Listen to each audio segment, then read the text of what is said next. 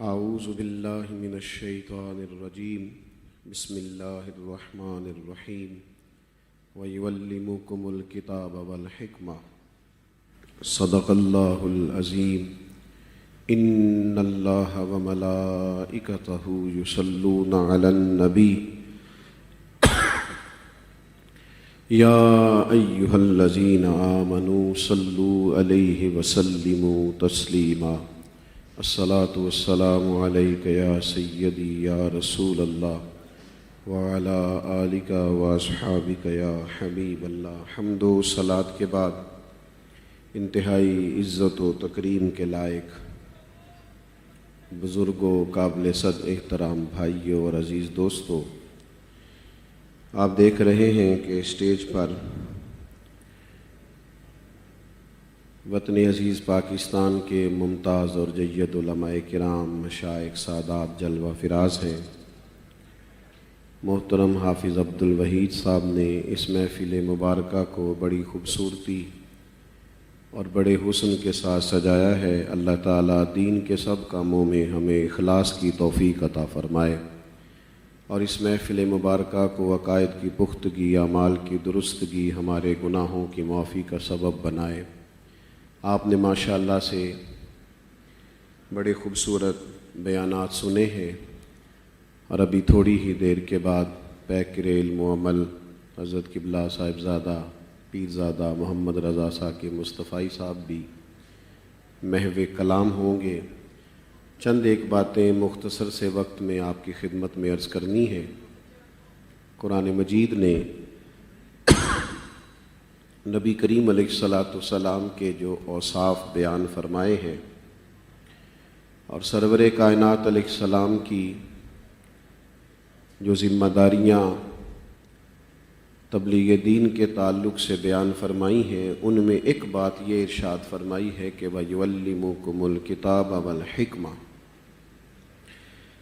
فرمایا یہ جو محبوب علیہ السلام ہم نے آپ کو دیے ہیں یہ تمہیں کتاب بھی سکھائیں گے اور حکمت بھی سکھائیں گے۔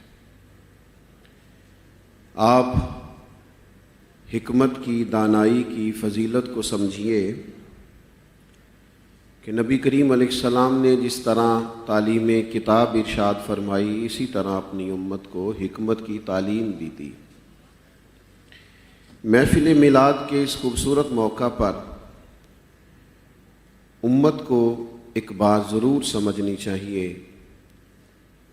کہ تبلیغ دین، ترویج شریعت، اشاعت دین، اس میں ایک پہلو جو بڑا پیش نظر رکھنا ضروری ہے وہ حکمت، دانائی اور تدبر ہے۔ ہمارے ہاں بہت سارے لوگوں کے پاس سرمایہ ہوتا ہے اور اللہ کی توفیق سے ڈھیر سارا ہوتا ہے، لیکن ساتھ حکمت نہیں ہوتی، دانا نہیں ہوتے۔ کچھ لوگوں کے پاس اللہ کے فضل سے علم ہوتا ہے، معلومات ہوتی ہیں، کتابوں پر نظر ہوتی ہے، لیکن دانا نہیں ہوتے۔ کچھ لوگ ایسے ہوتے ہیں جن کو اللہ تعالیٰ اقتدار دے دیتا ہے، شہرت مل جاتی ہے، لیکن وہ بھی حکمت سے خالی ہونے کی وجہ سے کوئی بڑا کام سر انجام نہیں دے پاتے۔ بعض لوگوں پر اللہ تعالیٰ اپنے فضل سے یہ انعام کرتا ہے کہ مال کے ساتھ ساتھ، علم کے ساتھ ساتھ، اقتدار کے ساتھ ساتھ انہیں دانائی بھی عطا کرتا ہے، اور یہ اللہ تعالیٰ کی بہت بڑی نعمت ہے کہ کسی شخص کو کوئی صلاحیت ملے اور ساتھ اسے حکمت اور دانائی بھی ملے۔ اور یہ دانائی، یہ حکمت مومن کی گمشدہ میراث ہے، کہیں سے ملے نا تو لے لینی چاہیے، لیکن وہ ہو کچھ اس طرح سے جاتا ہے کہ جس کے پاس سرمایہ آتا ہے وہ بھی کہتا ہے مستند ہے، میرا فرمایا ہوا، اور 4 5 6 لوگوں میں جو جانا پہچانا جائے وہ بھی سمجھتا ہے کہ میری تو گفتگو وائرل ہے، لہذا میں جو چاہوں، جس طرح سے چاہوں مجھے کہہ دینا چاہیے۔ نبی کریم صلی اللہ تعالیٰ علیہ وآلہ وسلم دنیا میں تشریف لائے ہیں تو اللہ کے محبوب نے بڑی حکمت سے، بڑی بصیرت سے، بڑی دانائی سے تبلیغ دین فرمائی ہے۔ کچھ لوگ کہتے ہیں میں کہہ دیتا ہوں، میں کون سا کوئی غلط بات کر رہا ہوں، سچی بات ہی تو کر رہا ہوں۔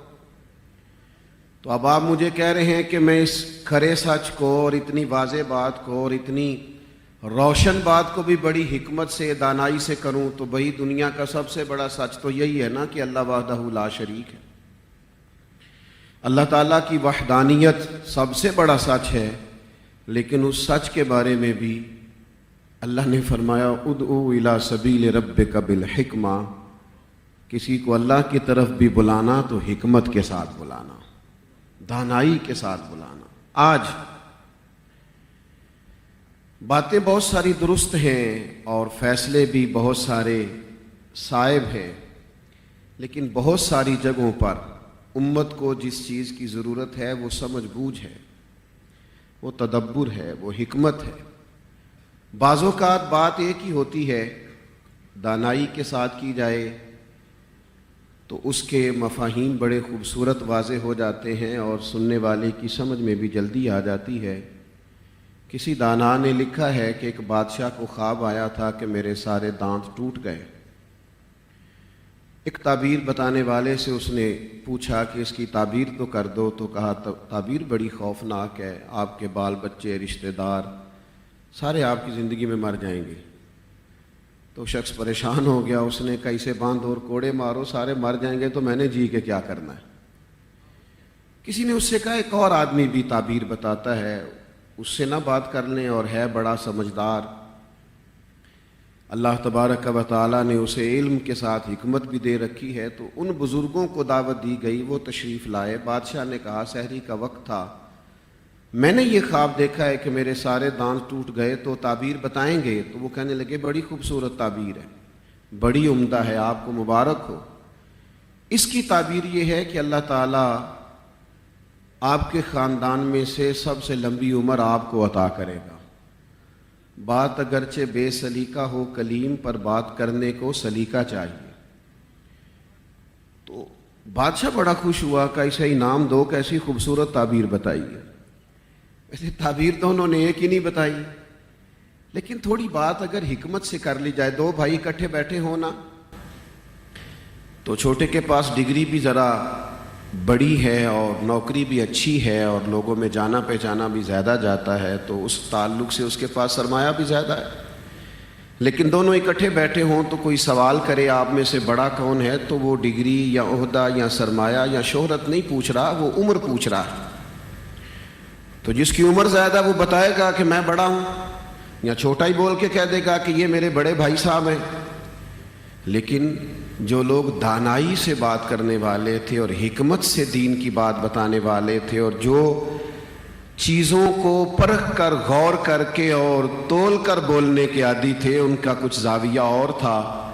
حضرت عباس رضی اللہ تعالیٰ عنہ حضور کے چچا ہیں۔ ایک صحابی نے سوال پوچھ لیا کہ آپ بڑے ہیں کہ حضور؟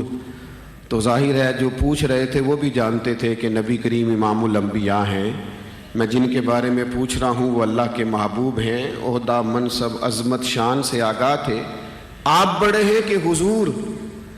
تو کچھ دیر خاموش رہے اور پھر فرمایا کہ بڑے تو حضور ہی ہیں، پیدا پہلے میں ہوا تھا۔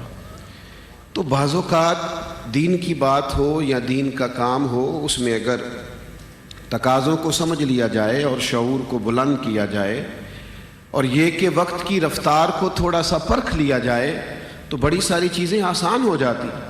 نبی کریم صلی اللہ تعالیٰ علیہ وسلم نے ہمیشہ فیصلوں کو حکمت کے ساتھ فرمایا ہے اور دانائی کے ساتھ فرمایا ہے۔ اس تفصیل کا وقت نہیں ہے کہ میں کچھ ایسے اشارے آپ کی خدمت میں رکھوں کہ جس سے اس مضمون کو مزید کھولا جائے، لیکن ہمارے سامنے مسند امام احمد بن حنبل کی وہ روایت بھی چمکتی ہے کہ ایک نوجوان نے عرض کیا تھا میں 2 ہی نمازیں پڑھوں گا، اگر آپ اجازت دیتے ہیں تو کلمہ پڑھ لوں۔ اگرچہ حکم یہی ہے کہ حضور شارع ہیں، یہ صرف سرکار کا اختیار ہے کہ کسی کو گنجائش دیں، لیکن علماء نے اسے سرکار کی حکمت کے باب میں ذکر کیا۔ 2 ہی نمازیں پڑھوں گا، اگر اجازت دیں تو میں آ جاؤں دین میں، تو کریم فرمانے لگے تو آ جا، 2 ہی پڑھا کرنا۔ شارحین نے لکھا ہے وہ 2 کی شرط پر مسلمان ہوئے تھے، پر تہجد بھی پڑھا کرتے تھے۔ لیکن یہ کہ اگر ہمارے رویے کی تلخی اور مزاج کی سختی اور بات سمجھانے سے زیادہ داد لینے کا شوق اگر ہر وقت دامن گیر رہے گا تو پھر ہمارا جذبہ بات پہنچانے کا تو شاید نہ ہو، شاید اس کے پیچھے کچھ اور نیتیں کار فرما ہوں، تو بہرحال وقت کافی بیت گیا، زمانہ کافی گزر گیا، لوگوں کو واعظ و نصیحت سنتے اور تقاریر سنتے اور اچھے جملوں پر داد بھی دیتے اور کئی دفعہ امداد بھی دیتے۔ تو اب تو یہ ہے کہ کچھ بدلنا چاہیے، واپس آنا چاہیے۔ اب تو کسی ایک آدھ بات کو سن کر عمل کر کے زندگی کو تبدیل کر لینا چاہیے۔ علم و بس کریں او یار، ایک کوئی حرف تینوں درکار۔ تو میلاد ہو، معراج شریف ہو، محفل ہو، کوئی ایسی تقریب ہو، اگر اس میں ہم سارے مل کے کچھ اس بات پر غور کریں کہ اشاعت دین میں اور خدمت دین میں کس طرح کر کے ہم تقاضوں کے مطابق اپنا کردار ادا کر سکتے ہیں، تو میرا خیال ہے کہ اب اس کی ضرورت بھی ہے اور وقت بھی آن پہنچا ہے۔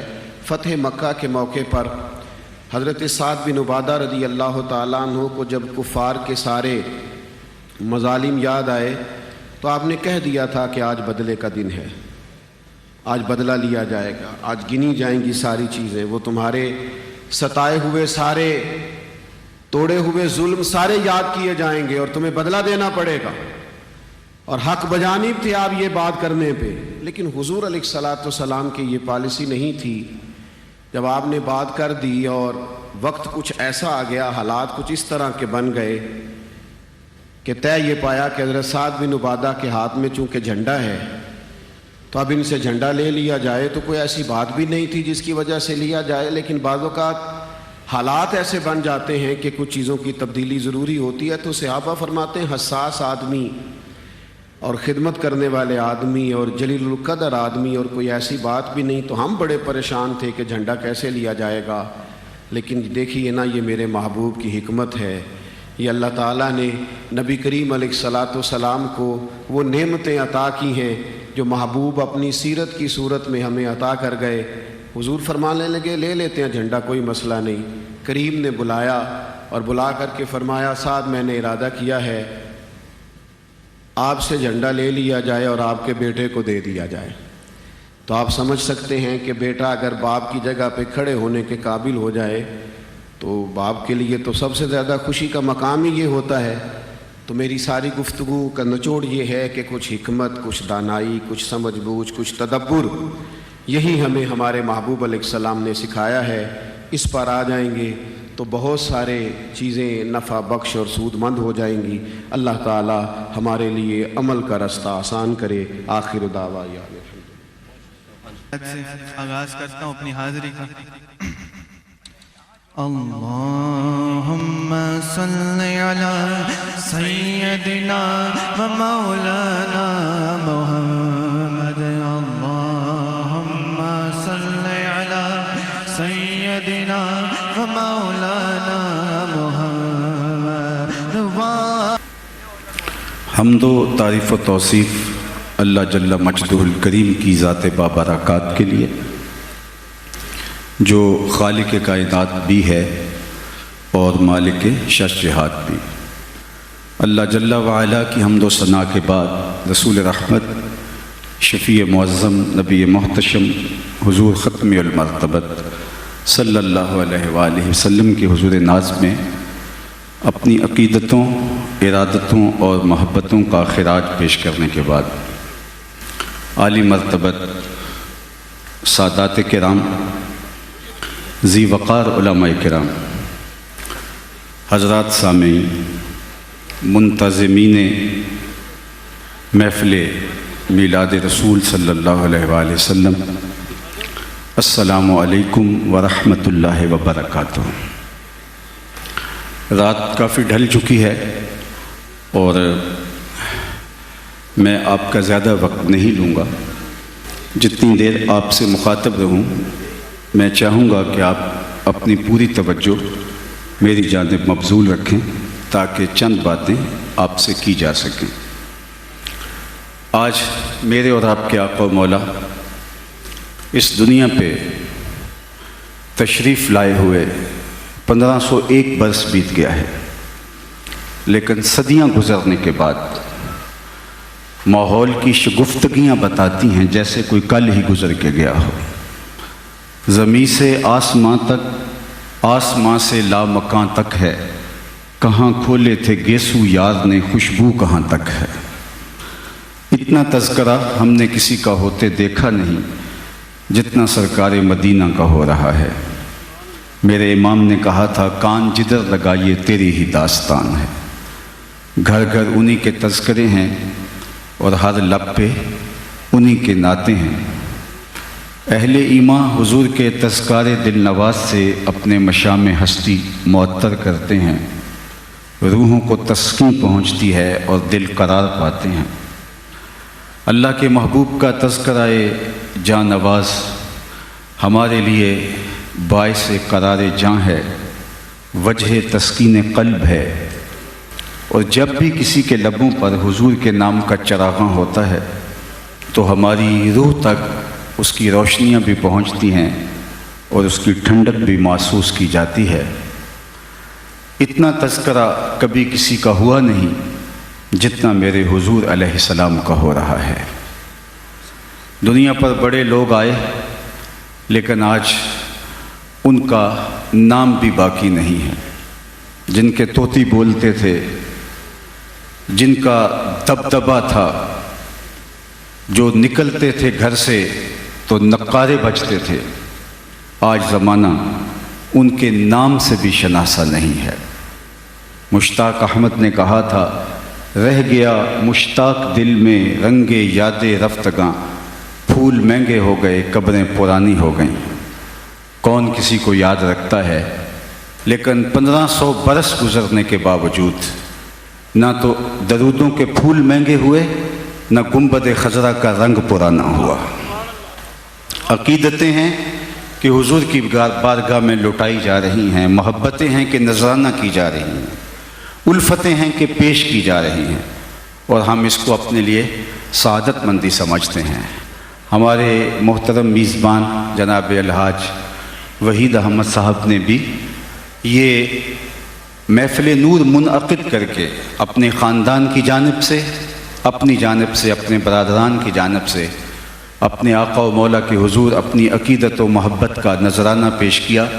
اللہ اسے بارگاہ رسالت مآب میں قبول فرمائے۔ میں آپ کو ایک ایسی ہی مجلس میں لیے چلتا ہوں جس کو منعقد ہونے کے لیے مسجد نبوی کا صحن میسر آیا۔ ہجوم عاشقاں تھا، محفل سجی تھی، اللہ کے محبوب حجرہ انور سے نکلے اور اس محفل نور میں خود جلوہ فرما ہوئے۔ ہم تو آرزو کرتے ہیں کہ سنا ہے آپ ہر عاشق کے گھر تشریف لاتے ہیں، ہمارے گھر بھی ہو جائے چراغاں یا رسول اللہ، لیکن وہاں عملاً چراغاں ہوا اور اللہ کے محبوب خود اس مجلس نور میں تشریف فرما ہوئے۔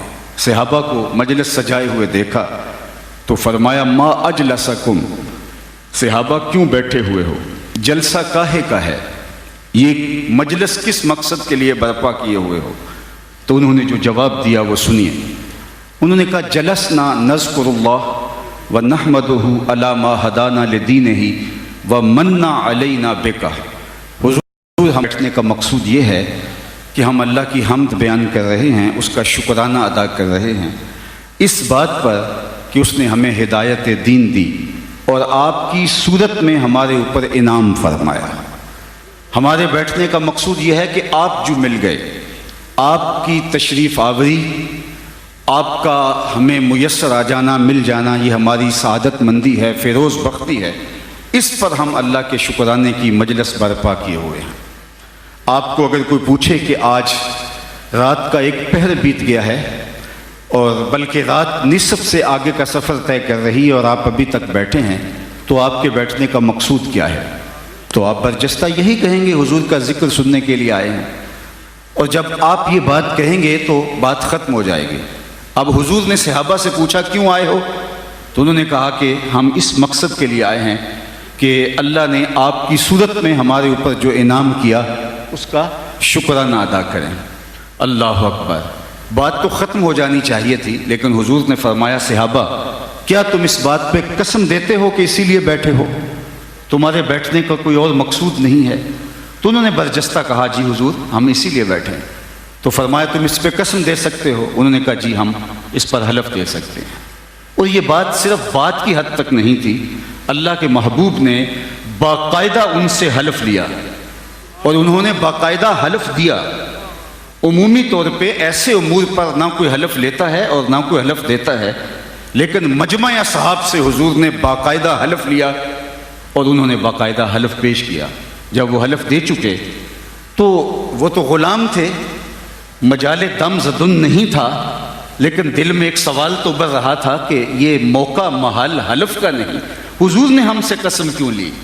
تو حضور نے جب ان کے چہروں پہ پھیلے ہوئے استجاب کی کیفیت کو دیکھا تو حضور نے خود ہی ارشاد فرمایا، صحابہ تم سوچ رہے ہوگے کہ میں نے تم سے قسم کیوں لی، تم سے حلف کیوں لیا؟ تو سنو، تم یہاں مجلس برپا کیے ہوئے تھے، میں حجرے میں موجود تھا، میرے پاس جبریل امین حاضر خدمت ہوئے، فَأَخْبَرَنِي أَنَّ اللَّهَ يُبَاهِي بِكُمُ الْمَلَائِكَةَ، اور انہوں نے آ کے مجھے کہا، محبوب آپ یہاں جلوہ فراز ہیں، ذرا باہر تو نکل کے دیکھیے، آپ کے صحابہ کے اس عمل پر اللہ ملائے اعلیٰ میں ناز فرما رہا ہے، اللہ فخر و مباحات کر رہا ہے آپ کی اس مجلس پر۔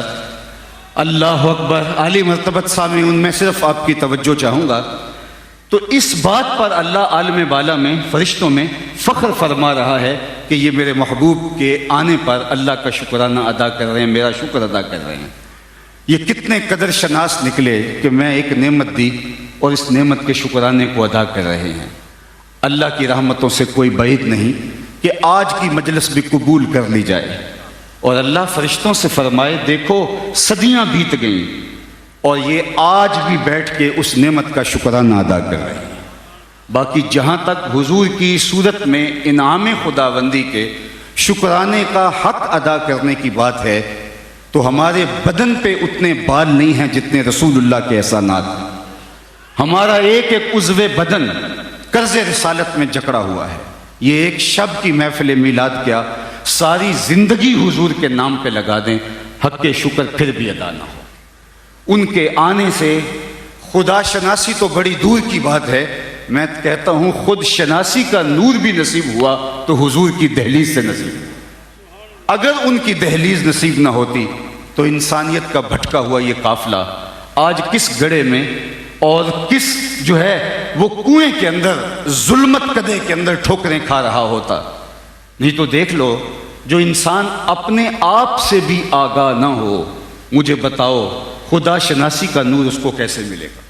اقبال نے کہا تھا، اپنے من میں ڈوب کر پاجا سراغ زندگی، تو میرا نہیں بنتا نہ بن اپنا تو بن۔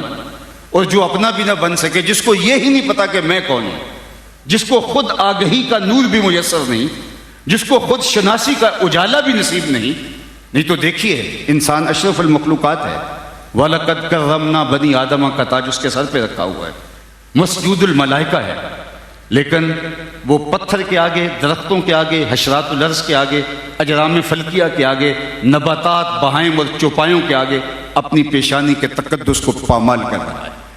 اس کو یہ ہی نہیں پتا کہ میں تو مقصود کائنات ہوں، کائنات کا چرخ تو میرے گرد گھوم رہا ہے۔ وَالَّذِي خَلَقَ لَكُم مَّا فِي الْأَرْضِ جَمِيعًا، انسان کے لیے پوری کائنات کو بنایا گیا، لیکن یہ انسان کبھی مٹی کے بنے مادیوں کو اپنا معبود مانتا ہے، کبھی لکڑی کے اوثان کو خدا مانتا ہے، کبھی پتھر کے اصنام کے آگے اپنی پیشانی کے تقدس کو پامال کرتا ہے۔ اسے یہ بھی آگہی نہیں کہ میں کون ہوں، اپنے آپ سے بھی اس کی ملاقات نہیں ہے۔ یہ تو میرے حضور آئے جس نے آ کے انسان کو بتایا، تو ان کا ساجد کیسے بنا پھرتا ہے، تو مسجود ملائک ہے، اور تو ان کو اپنا خدا مان رہا ہے، کائنات کا چرخ تو تیرے گرد گھوم رہا ہے، اور تو ان کو جن کی پوجا پاٹ کر رہا ہے، یہ تیری ضرورت، خدمت اور نوکری کے لیے پیدا کیے گئے ہیں۔ نہیں تو دیکھ چاند کو پوچھتا ہے، یہ دیکھ انگلی اٹھتی ہے اور چاند ٹکڑے ہو کے قدموں میں آتا ہے۔ سورج کو پوچھتا ہے، یہ دیکھ اشارہ ہوتا ہے اور سورج بھاگتا ہوا عصر کے وقت پہ آتا ہے۔ درختوں کو پوچھتا ہے، جا میں نہیں، تو ہی کہہ دے تو میں اللہ کا رسول بلا رہا ہے، اور درخت آ کے قدموں میں سلامیاں دیتے ہیں، اور سڑیاں کھجوراں اگا جان دائے، اور پتھراں نو کلمے پڑھا جان دائے، قطرے کو سمندر، ذرے کو ستارہ کرتے ہیں، کونین کو خم آ جاتا ہے جب زلف سوارا کرتے ہیں۔ اب حضرت انسان کی آنکھ کھلی کہ میں جن کو معبود سمجھتا تھا وہ تو میرے نوکر نکلے، میری دہلیز کے فقیر نکلے۔ اب اسے اپنے آپ سے ملاقات ہونے لگی، اب اس کی ٹون ہی بدل گئی، اس کا لہجہ تبدیل ہو گیا۔ اب اس کا بدلا ہوا لہجہ دیکھیے، وہ انسان جو درختوں کو، حشرات الارض کو، چوپایوں کو پوجتا تھا، اب اس کا بدلا ہوا لہجہ دیکھیے، اب بولتا ہے فرشتہ کہنے سے میری توقیر گھٹتی ہے، میں مسجود ملائک ہوں، مجھے انسان رہنے دو۔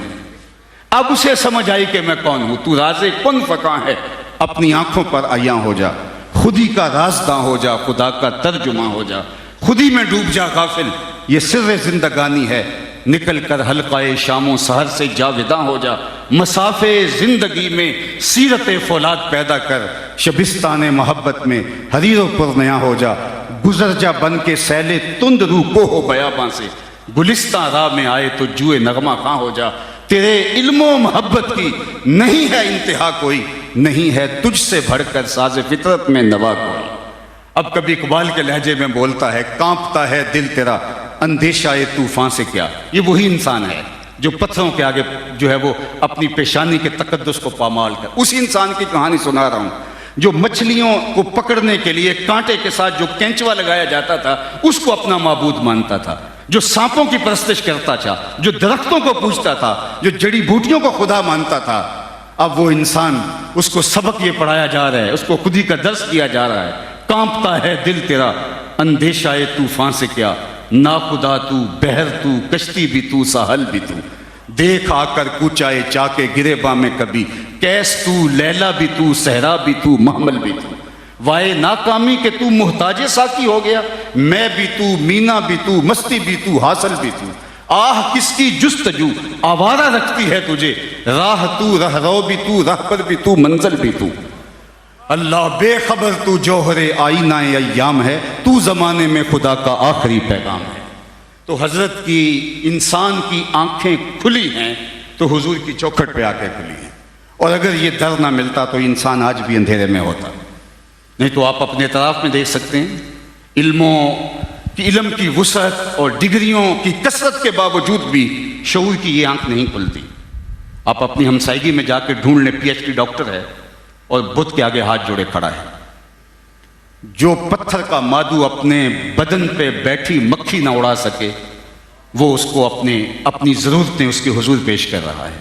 M B B S doctor ہے اور گائے کے پیشاب کو تبرک سمجھ کے چسکیاں لے لے کے پی رہا ہے۔ اس کی طبیعت میں کوئی نفاست نہیں ہے، اس کی طبع میں کوئی پاکیزگی نہیں ہے کہ اس کو تعفن محسوس ہو۔ اور دوسری جانب میں ایک گاؤں کا رہنے والا ہوں، میں نے اپنے گاؤں کی مسجد میں ایک بچے کو اپنے پائنچے کو مل مل کے دھوتے ہوئے دیکھا، تو اس نے پانی کو ضرورت سے زیادہ کھول رکھا تھا، تو جھڑکنے کے لہجے میں نے کہا کہ تم نے اتنا زیادہ پانی کھول رکھا ہے؟ تو وہ لجاجت بھرے لہجے میں جواب دیتا ہے کہ جناب میں سکول جا رہا تھا اور گلی میں گزرتے ہوئے کسی جانور کے پیشاب کے چھینٹے میرے پائنچے پہ پڑ گئے۔ میں حیرت میں ڈوب گیا کہ اس ڈاکٹر کو تو سمجھ نہیں آئی، اور یہ 7 سال کا بچہ جو دوسری یا تیسری کلاس کا طالب علم ہو، درس نظامی بھی نہیں پڑھا کہ نجاست خفیفہ و غلیظہ کے حکام جانتا ہو، یہ دوسرے سال کا بچہ اور پانچے کے اوپر پڑے ہوئے پیشاب کے غیر مری چھینٹے بھی گوارا نہیں کرتا۔ سوچ میں ڈوب گیا، اندر سے جواب آیا کہ وہ ہے ڈاکٹر لیکن اس کے ہاتھ میں دامن میرے حضور کا نہیں، اور یہ ہے بچہ لیکن گٹی میں ماں نے پیار حضور کا دیا تھا، اس لیے تقدس اس کی روح تک اتر گیا ہے، اس کے اندر تک اتر گیا ہے۔ لہٰذا اگر اس کے پانچے پر وہ پیشاب کے چھینٹے بھی پڑے ہیں تو اس کو وہ بھی گوارا نہیں ہے، تو مجھے پھر کہنے دیجئے کہ زندگی کا سارا نور اور باطن کے سارے اجالے اور اندر کی ساری روشنیاں اگر پھوٹتی ہیں تو میلاد والے رسول کی چوکھٹ سے پھوٹتی ہیں، اور اگر یہ در نہیں ملتا، یہ چوکھٹ نہیں ملتی، تو انسانیت آج بھی اندھیرے میں رہتی ہے۔ سید سلیمی گیلانی کا ایک شعر ہے، ذرا شعر کا حسن دیکھیے۔ آج کل تو ہمارا نعتی ادب بھی پامال ہو گیا ہے، بٹن ٹھاں کر دے تے بٹن تاں کر دے تے نکی جی ہاں کر دے، یہ کیا بازاری لفظ مندرج ہیں نعت میں، لیکن ذرا نعت کا حسن دیکھیے، اس شعر کا جمال دیکھیے اور اس کی معنویت پہ غور کریے، اور میری ساری گفتگو جو ابھی تک کر چکا ہوں اس کے خلاصے کے طور پہ اس کو سمجھیے۔ نہ خرد کی روشنی تھی نہ جنوں کی آگہی تھی، نہ خرد کی روشنی تھی نہ جنوں کی آگہی تھی، تیری راہبری سے پہلے یہ جہاں جہاں نہیں تھا، اللہ تیرے آستان سے پہلے کوئی آستان نہیں تھا، میں وہ زمین تھی جس کا کوئی آسمان نہیں تھا۔ سبحان اللہ. زندگی کا سارا نور اور باطن کے سارے اجالے حضرت انسان کو ملے ہیں تو آمنہ کے لال کی دہلیز سے نصیب ہوئے ہیں. اور یہ در اگر نہ ملتا تو انسانیت کا بھٹکا ہوا بہکا ہوا قافلہ آج کس گڑھے میں گرا ہوا ہوتا. تم تو ایک میلاد منانے کی بات کرتے ہو، ساری زندگی قدموں میں وار دیں حق کے شکر پھر بھی ادا نہیں. اللہ. لوگ کہتے ہیں لکھا کہاں ہے؟ میں نے کہا لکھے کی بات کرتے ہو؟ کیا محبوب کا ذکر اس کے لیے بھی دلیل کی ضرورت؟ اگر بلبل پوچھے کہ یہ پھول، کوئی بلبل سے پوچھے یہ پھول سے محبت کہاں لکھی ہے، کوئی پروانے سے پوچھے یہ شمع سے پیار کہاں لکھا ہے، تو میاں وہ کیا جواب دے گا؟ حضور سے محبت، حضور کے ذکر میں جو تازگی، فرحت اور روح کا قرار ہمیں نصیب ہوتا ہے، یہ تو محبت کا تقاضا ہے. عید ذکر نعمان لنا فإن ذکرہ هو المسک ما کررتہ یتضوع. امام شافعی بولے میرے ممدوح نعمان کا تذکرہ کرو، ان کا تذکرہ ایسی کستوری ہے تم جوں سے رگڑتے جاؤ گے خوشبو پھیلتی چلی جائے گی. مطرب سے کہو کہ چھیڑے ذرا اس جان تمنا کا قصہ. شعر کا حسن دیکھیے. مطرب سے کہو کہ چھیڑے ذرا اس جان تمنا کا قصہ، فرقت کے بھیانک لمحوں میں کچھ دل کو سہارا ہو جائے. تو یہ ہمارے لیے قرار ہے، ہمارے لیے تسکین قلب ہے. شیخ محمد بن مہدی الفاسی مطالع المسرات شرح دلائل الخیرات میں لکھتے ہیں حضور کا ذکر سن کر جس شخص کے کلیجے میں ٹھنڈ نہیں پڑتی اس کے سینے میں دھڑکنے والا دل کسی مومن کا دل ہی نہیں ہے. یہ ہو ہی نہیں سکتا کہ حضور کا ذکر ہو اور دل کو قرار نہ پہنچے، دل کو تسکین نہ پہنچے. تو میں اور آپ اس قرار جاں کے لیے، اس تسکین قلب کے لیے آج اپنے آپ کو رات کے اس پہر بھی بٹھائے ہوئے ہیں کہ اگر وہ تشریف فرما نہ ہوتے تو انسانیت کا بھٹکا ہوا قافلہ آج کہاں لڑک کے کہاں گرا ہوا ہوتا. میں آپ سے پوچھتا ہوں، قرآن نے بتایا ہے کہ اذا بشر احدہم بالانثی، جب کسی کو یہ پتہ چلتا کہ تیرے ہاں بیٹی نے جنم لیا ہے تو اس کا منہ کالا پڑ جاتا. آبرو بچانے کا ایک ہی طریقہ تھا اس معاشرت کے اندر، یا تو وہ اپنی بیٹی کو اپنے ہاتھوں سے زندہ درگور کر دے یا پھر وہ ذلت بھری زندگی گزارنے کے لیے تیار ہو جائے. جب بیٹیوں کو زندہ درگور کر کے باپ فخر کر رہا تھا اس زمانے میں میرے حضور کی ایک آواز بلند ہوتی ہے. بچے کو حضور کا یہ فرمان یاد ہے اور بہت ساروں کو عربی متن کے ساتھ بھی یاد ہے، لیکن لوگ اس کو کلمہ تحسین کے طور پہ دیکھتے ہیں. کلمہ تحسین بھی ہے لیکن میں اس کو کلمہ جہاد کے طور پہ دیکھتا ہوں. اس ظالمانہ سماج میں جب بیٹی کو زندہ درگور کر کے باپ فخر کر رہا تھا میرے حضور کی آواز بلند ہوتی ہے، میری بیٹی میرے جگر کا ٹکڑا ہے. تو یہ اس ظالمانہ دور میں حضور کا کلمہ حق تھا. اور جب سیدہ پاک زہرا پاک سلام اللہ علیہا حضور کے پاس ملنے آتی، حضور اٹھ کے استقبال کرتے، فَأَجْلَسَهَا فِي مَجْلَسِهِ، اور اپنی مسند کے اوپر بٹھاتے اور دنیا کو بتایا کہ بیٹی کس مرتبے اور کس مقام کی حامل ہے. بلکہ فرمایا جو دو بیٹیاں یا دو بہنیں اللہ کی رضا کے لیے پروان چڑھا کے ان کی شادی کر دے، قیامت کے دن میرے ساتھ اس طرح نیڑے ہوگا جس طرح یہ دو انگلیاں قریب ہیں. مجلس میں موجود ایک شخص نے کہا حضور اگر کسی کی دو بیٹیاں نہ ہوں ایک بیٹی ہو تو اس کے لیے بھی یہی اعزاز ارشاد فرما دیا، لیکن اس سوال کے پیچھے کے فلسفے کو ڈھونڈنے کی کوشش کریں. اس کی ایک بیٹی ہوگی. کہاں بیٹی زندہ درگور کی جا رہی ہے اور کہاں جس کی ایک بیٹی ہے وہ آرزو کر رہے کاش کہ میری بھی دو بیٹیاں ہوتی. اور آج بیٹی کے لیے جو محبت کے جذبات ہیں، بوڑھا باپ مزدوری کرتا ہے، پردیس کے دھکے کھاتا ہے، رات کو اوور ٹائم فیکٹری میں لگاتا ہے، یہ کس لیے کہ میں اپنی بیٹی کے ہاتھ پیلے کر سکوں. یہ وہی باپ نہیں تھا جو بیٹی کو اپنے ہاتھوں سے زندہ درگور کر دیتا تھا اور پھر سر اٹھا کے چلتا تھا کہ میں نے اپنی آبرو بچا لی، اپنی عزت کی حفاظت کر لی. آج یہ جھکی ہوئی کمر پہ بھی بوریاں لاد کے مزدوری کر رہا ہے کہ میں نے اپنے بیٹی کے ہاتھ پیلے کرنے ہیں. تو مجھے اگر سوال میرے تصور میں ابھرے کہ یہ بیٹی کے لیے باپ کے دل میں محبت کس نے ڈالی تو اندر سے جواب آئے گا میلاد والے رسول نے. تو ساری زندگی بھی ہم حضور کا ذکر کرتے رہیں، ان کے نام کی مالا جپتے رہیں، تذکروں کی مہک میں مست ہو جائیں، پھر بھی حق شکر ادا نہ ہو. اس لیے کہ حضور کے میلاد کی برکت سے آج انسانیت سر اٹھا کے چلتی ہے. بلکہ میں ایک اور بات کہنا چاہوں گا، عالی مرتبت ذی وقار اہل فکر علماء اور دانشمندان قوم کی نظر کرتا ہوں، اور آپ سب لوگوں کے سامنے یہ بات رکھنا چاہتا ہوں کہ خیر کی قدر جہاں بھی موجود ہے، چاہے وہ کسی کفر کے معاشرے میں موجود ہے۔ آج ہم دنیا بات کرتی ہے کہ فلاں جگہ پہ خیر موجود ہے، فلاں جگہ پہ انسانیت کی توقیر ہے، فلاں جگہ اقدار کی حفاظت ہم نے اپنی آنکھوں سے دیکھی ہے، تو یہ بات میں کہنا چاہتا ہوں، اولا رؤوس الاشہاد کہنا چاہتا ہوں کہ خیر کی قدر جہاں بھی پوری کائنات میں کسی بھی خطے کے اندر، چاہے وہ کفر کا خطہ ہے، جہاں بھی موجود ہے، محمد عربی کے قدموں کی خیر، محمد عربی کے قدموں کا صدقہ ہے کہ دنیا کے اوپر تہذیب نے نشو و نما پائی، تہذیب نے راستہ پایا اور تہذیب نے اجالا پایا۔ آفتاب زندگی کی ایک شعاع اولی، نور سے تیرے فلک روشن درخشاں ہے زمیں، تیری ہستی روشنی کا ایک حسین مینار ہے، ہر کرن جس کی نشان منزل دنیا اودی، تیری نظروں نے تراشے ظلمتوں سے آفتاب، پاؤں تیرے چوم کر ذرے بنے ماہ مبی، اے غریبوں کے سہارے اے یتیموں کی مراد، محسن انسانیت تجھ سا کوئی نہیں۔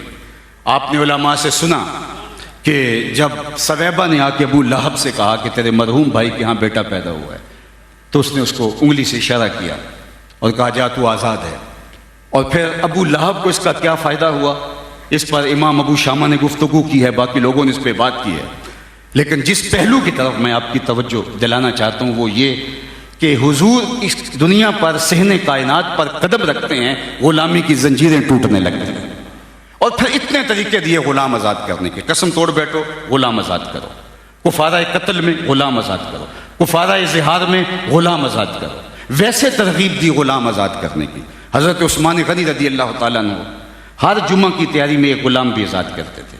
صحابہ میں سب سے امیر حضرت عبد الرحمن بن عوف رضی اللہ تعالیٰ عنہ، آپ سوچ سکتے ہیں انہوں نے زندگی میں کتنے غلام آزاد کیے۔ اس دور کی سب سے مہنگی سخاوت غلام آزاد کرنا تھا، اور حضرت عبد الرحمن بن عوف نے زندگی میں 30,000 غلام آزاد کیے، طریقے دیے غلام۔ اور غلام کی جو زندگی تھی، میں زنزیبار میں 2 مرتبہ گیا ہوں، یہ وہ جگہ ہے جہاں پورے افریقہ سے غلام لا کے باندھے جاتے تھے، آج وہاں غلام نہیں ہے، لیکن ان جگہوں سے آج بھی وحشت آتی ہے، انسان تڑپ کے رہ جاتا ہے کہ کس طرح زنجیروں میں۔ اور پھر غلام جب بکتے تھے اور باقاعدہ ان کے لیے چبوترے بنے ہوتے، آج آپ نے دیکھا ہوگا ماں گھر سے بیٹی کو رخصت کرتی ہے، اور جو سسرال جس میں بیٹی جا رہی ہوتی ہے دیکھے والے ہوتے ہیں، پوری طرح چھانٹ پھٹک کی ہوتی ہے، بعض اوقات حقیقی بہن ہوتی ہے یا حقیقی بھائی کے گھر میں بیٹی کو بیاہا جا رہا ہوتا ہے، لیکن پھر بھی ماں جب بیٹی کو رخصت کرتی ہے تو وہ دل پکڑ کے بیٹھ جاتی ہے، آنسو تھمتے نہیں ہیں۔ باپ بھی بڑے زور سے اپنی آنسو کو روکتا ہے کہ میں بیٹی کو رخصت کر رہا ہوں، حالانکہ اگلے دن ولیمے پہ جا کے ملاقات ہونی ہوتی ہے، تیسرے دن بیٹی نے گھر آنا ہوتا ہے، جب چاہیں فون پہ بات کریں، لیکن ڈر لگتا ہے، ماں بھی کپ کپا رہی ہوتی ہے اور باپ کی آنکھوں میں بھی آنسو تیر رہے ہوتے ہیں۔ لیکن زنزیبار میں یہ مناظر رقم ہوتے کہ ایک چبوترے پہ ماں بکنے کے لیے آئی ہوتی اور دوسرے چبوترے پہ بیٹی بکنے کے لیے آئی ہوتی، اور خریدنے والے 2 الگ الگ خطوں کے لوگ ہوتے، اور ایک خرید کے ادھر لے کے جا رہا ہوتا اور ایک خرید کے ادھر لے کے جا رہا ہوتا۔ ذرا چشم تصور میں وہ منظر تو لاؤ، جب وہ ماں بیٹی جو آخری بار زندگی میں مل رہے ہیں، دوبارہ ملنے نہیں، اور وہ پیا گھر سدھار نہیں رہے بلکہ وہ غلامی کرنے جا رہے ہیں، چڑکیاں کھانے جا رہے ہیں،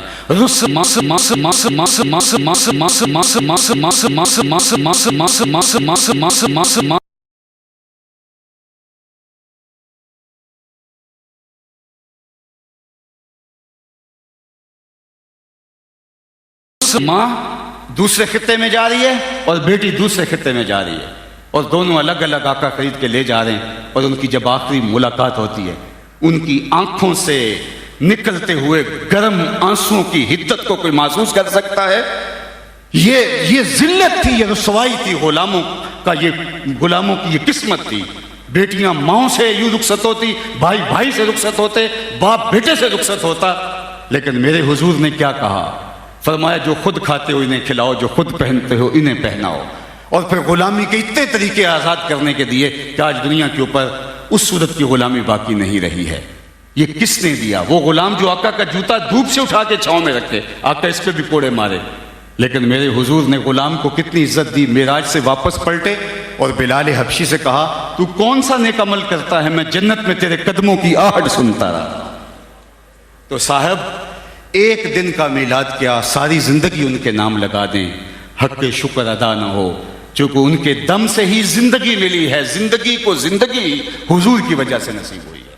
اگر وہ تشریف نہ لاتے تو انسانیت کا یہ بکھرا ہوا قافلہ، یہ بھٹکتا ہوا قافلہ، یہ بہکتا ہوا قافلہ، یہ خانمہ برباد قافلہ آج جس گڑھے کے اندر گر کے زندگی کی بازی ہار گیا ہوتا تو انسانیت تو وحشیوں سے بھی بدتر زندگی گزار رہی تھی۔ تو حضور نے آ کے انسانیت کو وقار بخشا۔ یہ وقار اگر ہم اس کی حفاظت نہیں کر سکے، اگر کسی اور قوم نے اس کی حفاظت کی ہے تو سنو یہ دین میلاد والے رسول کی۔ تو جہاں بھی خیر کی قدریں موجود ہیں یہ قدریں حضور نے عطا کی ہیں۔ میں آخری بات ایک عرض کر کے اپنی گفتگو کو سمیٹتا ہوں، اور وہ یہ کہ دنیا کے اوپر جتنی بھی خیر کی قدریں تھیں سب قدریں پامال ہو گئیں۔ میں ایک دیہات کا رہنے والا ہوں اور میں جانتا ہوں کہ گاؤں میں کسی ایک شخص کی بیٹی پورے گاؤں کی بیٹی ہوتی تھی، اور آج جس کی بیٹی ہے اسی کی بیٹی ہے۔ بھائی چارے ٹوٹ گئے، خون سرخ ہو سفید ہو گئے، ایک دوسرے کے جبے اور ایک دوسرے کے جو ہے وہ امامے نوچے جا رہے ہیں۔ جس دور نافرجام سے ہم گزر رہے ہیں الیاذ باللہ کہنے کی تو کوئی بات ہی نہیں رہی۔ آج قدریں فنا ہو گئی، ہر قدر زوال پذیر ہوئی ہے، لیکن ایک چیز ہم نے دیکھی ہے کہ ہر خیر کی قدر نیچے گئی ہے، ذکر رسول اوپر گیا ہے۔ تو اس کی کیا وجہ ہے؟ تو اس کی وجہ یہ ہے کہ جو قدریں تھیں ان کی حفاظت کرنا ہماری ذمہ داری تھی، ہم وہ نبھا نہ سکے، اور اللہ نے حضور کے ذکر کو بلند کرنا ہمارے ذمے چھوڑا ہی نہیں تھا، یہ اپنے ذمہ کرم پہ رکھا تھا۔ اس لیے ہر آنے والا لمحہ، ہر ساعت اور ہر گھڑی حضور کے ذکر کے چراغاں کے ساتھ، حضور کے ذکر کے اجالوں کے ساتھ ہر لمحہ ہر ساتھ بڑھتی چلی جائے گی، اور یہ نور پھیلتا چلا جائے گا، اور کائنات کا ایک ایک گوشہ حضور کے ذکر سے منور ہوگا۔ بارگاہ اعزدی میں دعا ہے کہ آج کی اس مبارک، مقدس اور نورانی محفل کا ایک ایک لمحہ بارگاہ اعزدی میں قبول فرما لیا جائے، اور ہمارا یہاں بیٹھنا اللہ اپنی بارگاہ میں مستجاب کرے، دنیا آخرت کی بہاریں ہم سب کی جھولیوں میں ڈالے، اقبال کے سارے کلام کا رس نچوڑے۔ اللہ اکبر، اگر میں اپنے سارے کلام کا چل وہ پھر کبھی صحیح انشاءاللہ۔ اصل وہ نعت تو ہوتی ہے کہ وہ سفارش کے بعد، فرمائش کے بعد ایک نیا مضمون شروع ہو جاتا ہے، تو تقریر میں تھوڑا مشکل ہوتا ہے۔ اللہ آپ کو جزائے خیر دے۔ تو میں سمجھتا ہوں کہ یہ ہمارے لیے سعادت مندی ہے کہ ہم حضور علیہ السلام کے ذکر کے لیے، حضور کی یاد کے لیے اور حضور کی محبت کے لیے یہاں بیٹھے ہیں، اور یہ ساری زندگی اور ساری رات بھی گزر جائے۔ سچی بات تو یہ ہے کہ راتیں بیت جاتی ہیں، لمحے گزر جاتے ہیں، لیکن حق کے شکر ادا نہیں ہوتا۔ مجھے ظہوری صاحب یاد آئے، جی چاندہ اس رات نو میں محشر دی فجر تک روک لواں، جے وس چلے میرا تے سونے نو حشر تک روک لواں، نہ نظر کرم دی چات مکے، نہ اے بات مکے، نہ اے رات مکے، مگر دل کے ارمان پورے ہوئے تھے ابھی، یہ غضب ہو گیا کہ سحر ہو گئی، ان کی زلفیں جدھر بھی بکھرتی گئی، گیت گاتی ہوئی شب ادھر ہو گئی، ان کی آنکھوں میں ایسا نشہ تھا فراز، جس نے دیکھا وہی لڑ کھڑاتا گیا، اس طرف ہی بہاروں کے رخ پھر گئے، جس طرف کے نشیلی نظر ہو گئی، چاند گہنا گیا، مہر شرما گیا، حسن ہر ایک شے کا سوا ہو گیا، ان کے آنے کا یارو مزہ آ گیا، پوری دنیا ہی شیر و شکر ہو گئی، کن کی کنجی ہے جس کی زبان نبی، وہ نبی جس کی قرآن ہے وہ داستان، وہ نبی، ان کی نظروں کی وسعت کی کیا بات ہے، جب ہم پہ بنی ان کو خبر ہو گئی۔ وہ آخر